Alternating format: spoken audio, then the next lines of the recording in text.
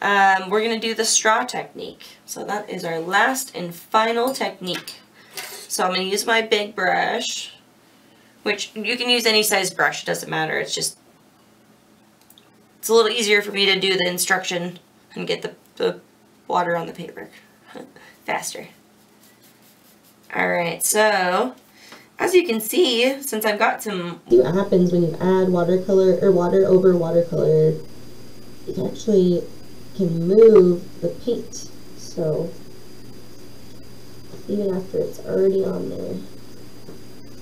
Alright, so this last technique is also a wet on wet technique, which means I'm putting water on the watercolor paper and then I'm adding pigment to it instead of just painting straight on dry paper. So first we're going to start and I think I'm going to do a gradient between green and blue. So we're going to grab our green over here.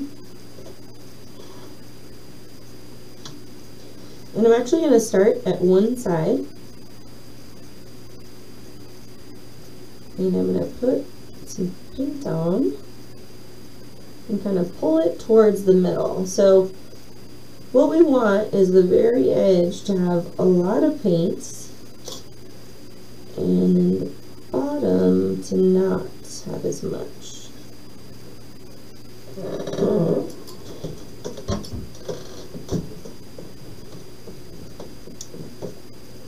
And we're going to go in with our blue, and we're going to do kind of the opposite. So we're going to start at the bottom.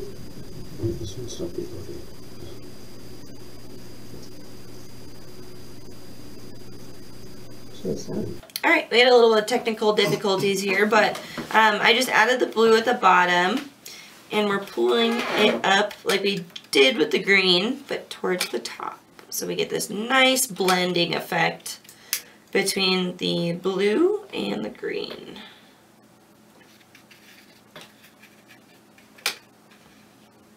And as you can see, I put quite a bit of water on my page, so that's a little bit too much.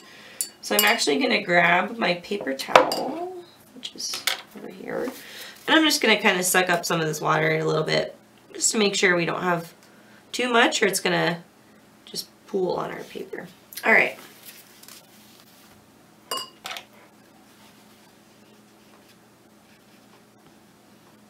So this one, we're actually going to have to let dry before we start the next step. So I'll see you in a few. So once our paper is totally dry, this is the only technique that you're going to have to wait for your paper to dry all the way. We're actually going to add some more color on top, but in little dots, similarly to what we've been doing, but then we're going to use a straw to kind of push the color where we want it to go, or wherever it wants to go. And that's kind of the fun part about this technique. So it makes some neat shapes. So we're going to add some, make sure we've got enough color or water in our color, because we kind of want this second layer to be really wet with lots of water, just because you want there to be enough for the straw to actually blow the water around. So we're going to add some more color around here. Make sure you really wash your brush out between.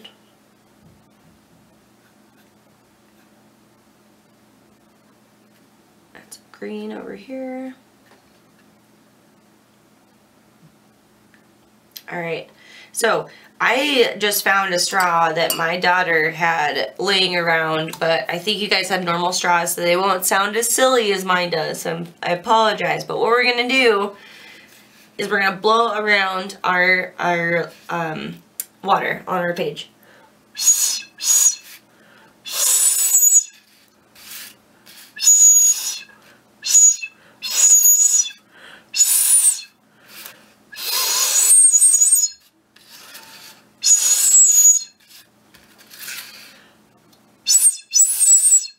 So as we go, we can add some more color just to, you know, if there wasn't enough somewhere, we can always add more. That's the fun part about watercolor.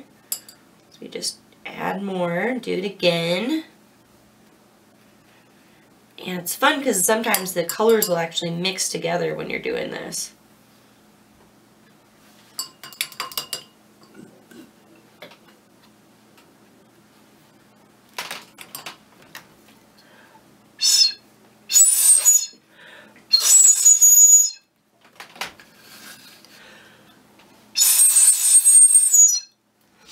Alright, so we have a fun background.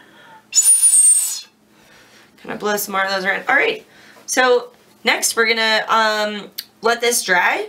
I'm gonna work on this one. So next, let's try out the eagle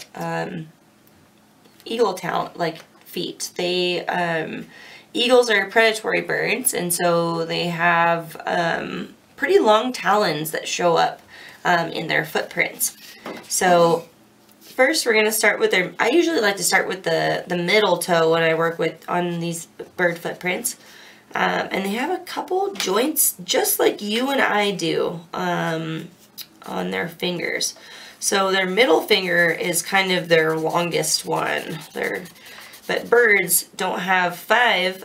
They have, in this case, 3 and then a back, you know, toe. So not like us, similar to us, but not like us. So they have similar joints, but look a little bit different. All right, so we're done with our eagle footprint.